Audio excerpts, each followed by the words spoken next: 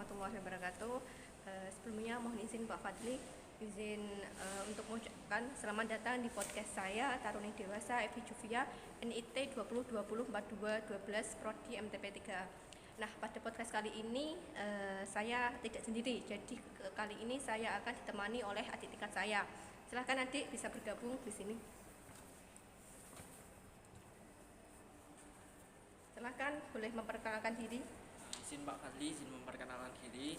Taruna Madya Dam Julio, Prodi TMP 2A. Enggak, di sini kan saya masih termasuk baru ya, Kak. Nah, saya ingin mengetahui lebih banyak tentang dunia perkereta-apian. Nah, kalau tidak salah itu di dunia perkereta-apian itu ada sarana dan prasarana perkereta-apian. Nah, untuk bedanya sendiri itu apa ya, Kak, antara sarana dan prasarana perkereta-apian? Nah, gini deh. Jadi perbedaan antara sarana dan prasarana yaitu kalau prasarana itu sebagai penunjang. Jadi seperti ada terowongan, jalur rel, stasiun itu termasuk dalam prasarana. Nah, kalau untuk sarananya sendiri itu ada 4, dibagi menjadi 4, yaitu yang pertama itu ada lokomotif, yang kedua ada kereta, yang ketiga ada gerbong, dan yang keempat itu ada peralatan khusus. Nah, kalau tidak salah ya, Kak, di PPI sendiri itu ada sarana perkereta-apian. Nah, itu termasuk sarana apa ya, Kak?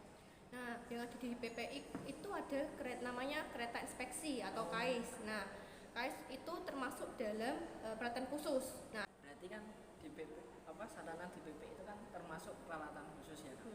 Nah, untuk di PPI sendiri itu gunanya untuk apa ya, Kak, KAIS itu, Kak?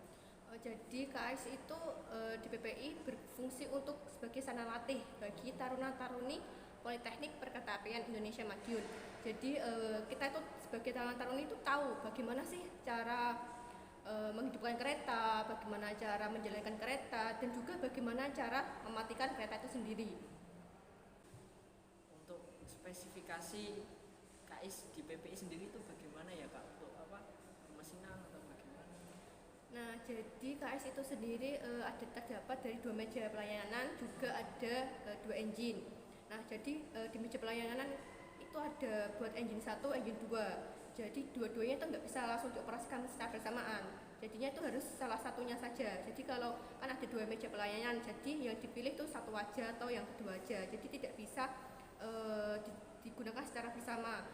Gunanya punya 2 meja pelayanan, juga mempunyai 2 engine itu buat cadangan aja. Jadi kalau misalnya yang satu trouble, itu yang satunya nanti bisa backup yang trouble itu sendiri gitu.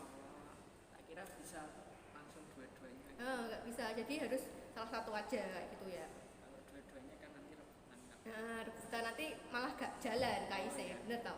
Siap. Nah, terus kan ada 2 meja pelayanan sendiri. Nah, kalau menghidupkan KAIS sendiri apakah sama dengan menghidupkan mobil? Kalau menghidupkan itu beda sama menghidupkan mobil. Menghidupkan kereta inspeksi sama menghidupkan mobil itu beda. Jadi yang pertama dilakukan yaitu pada power command di meja pelayanan itu kan ada panel-panel banyak ya. Yeah. Yang di sebelah sisi kiri itu ada namanya power command. Nah, power command itu nanti ada tombol merah. Nah, itu harus diklik, klik kayak gitu. Setelah itu pada power command itu kan ada layar kecil ya. Nah, layar kecil itu ada tulisannya, ada tekanan baterainya berapa, ada temperaturnya berapa, ada tekanan olinya juga berapa, dan juga ada waktu kerjanya dari KAIS itu sendiri berapa, juga ada frekuensi dan KPA-nya itu sendiri berapa. Banyak ya berarti ya, Kak, untuk indikatornya. Indikator dari power command itu sendiri banyak. Nah, apabila KPA dan frekuensinya itu 0, itu berarti kan keretanya belum dijalankan atau belum dinyalakan seperti itu. Nah, setelah layar command tadi udah hidup ya, kita tunggu 1-2 menit agar engine agar udara itu masuk pada engine tersebut. Nah, selanjutnya itu kita beralih kepada panel kontrol. Nah, pada panel kontrol itu sendiri kita harus menghidupkan semuanya. Jadi mulai kiri ke kanan harus dihidupkan secara terurut kayak gitu. Lah, kalau menghidupannya tidak urut bagaimana, Kak? Contoh kalau dari kanan atau asal saja ngacak. Itu nanti ada takutnya ya, Dek. Takutnya itu kalau nggak urut, takutnya ada yang terlewat. Jadi lebih baik antisipasi supaya tidak ada yang terlewat. Nah, itu urut aja dari kiri ke kanan semuanya cetat gitu, dihidupkan semuanya ya. Nah, setelah panel kontrol, selanjutnya itu pada kabin masinis, pada panel-panel yang lain itu kita harus menstabilkan antara tegangan pada main reservoir itu akan berubah menjadi 9,5 bar itu tekanan normal, dan 3,8 bar itu juga tekanan normal. Nah, setelah itu pada KS itu siap untuk dioperasikan. Gitu ya Kak, jadi harus melalui banyak prosedur ya, banyak Kak. tahap ya, jadi nggak harus sembarangan ya, nggak harus sembarangan menghidupkan kayak gini itu enggak. Ya, kalau mobil kan biasanya tinggal sering saja gitu. Nah, tinggal stop kontak diginiin ya jas gitu. Tinggal gas. Untuk mobil sendiri sebelum jalan kan biasanya perlu dipanasi dulu ya Kak, sebelum dioperasikan. Nah, apakah untuk KS itu sebelum dioperasikan perlu dipanasi dulu ya Kak? Perlu. Sebenarnya itu mobil sama kereta itu hampir sama ya. Pasti sebelum kendaraan itu dioperasikan pasti dipanasi terlebih dahulu. Nah, kayak step tadi deh yang saya bilang tadi itu pada power command itu kan setelah dinyalakan tombol merahnya di-on-kan, itu kita tunggu dulu sampai 1-2 menit. Itu supaya apa ya, kayak naik mobil gitu, sebelum dioperasikan harus dipanasi terlebih dulu gitu ya Kak. Gitu. Nah, untuk pengoperasian keretanya sendiri itu bagaimana ya Kak caranya? Nah, cara pengoperasian kereta sendiri itu kan pasti ada kuncinya ya. Yang pertama itu kan kereta kan pasti ada kuncinya juga, kunci kayak mobil kan juga ada kuncinya. Nah, itu kuncinya di-on-kan dulu. Nah, setelah di-on-kan dulu itu kita uji statis. Sebenarnya uji itu ada dua, ada uji statis sama uji dinamis. Kalau uji perbedaannya apa gitu ya? Ya, untuk statis sendiri itu kayak gimana? Nah, kalau statis itu kan berarti kan tetap ya, tetap artinya keretanya itu berhenti. Kalau dinamis itu kan bergerak jalan. Nah, jadi dari KAIS ini sendiri itu kita lakukan uji statis. Uji statis itu biasanya di pengereman, jadi kita cek dulu pengeremannya apakah berfungsi atau tidak, seperti itu. Nah, selanjutnya itu langkah selanjutnya setelah pengeremannya itu bisa, kita lepaskan dulu stop block. Stop block itu yang ada di bawah. Oh, yang pengganjal kereta. Nah, pengganjal kereta. Nah, pengganjal kereta yang berwarna kuning itu biasanya toh. Kalau di sini itu berwarna kuning. Nah, itu kita lepaskan. Nah, supaya kan biar nggak ganjel ya. Biar nggak ganjel. Nah, setelah dilepaskan, kita kembali lagi ke kabin masinis. Ya, betul. Nah, pada kabin masinis itu ada pembalik arah sama gagang tenaga. Nah, cara mengoperasikan supaya kereta itu maju. Nah, itu gagang pembalik arahnya itu kita yang awalnya dua-duanya ini netral, kita majukan ke depan. Kan maju ya, jadi kan maju. Terus gagang tenaganya itu kita majukan juga ke arah P1. Jadi itu kan ada kan netral ya, gagang tenaga itu kan netral, yang pertama kan netral. Ya, kalau ke depan itu P1 sampai P4. Ya, kalau ke bawah itu B1 sampai B7. Nah, kalau maju itu kan power ya. Nah, jadinya kalau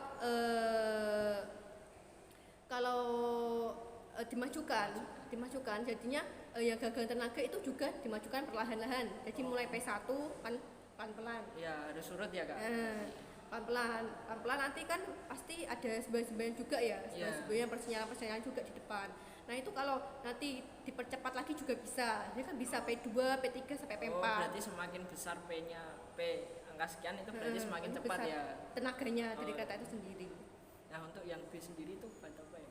Nah, kalau B sendiri itu buat pengereman. Jadi kan di pelan-pelanin B1, B2, B3. Oh, berarti itu ada skala level pengeremannya begitu ya Kak? Betul. Terus kan saya kalau pulang biasanya kan naik kereta ya.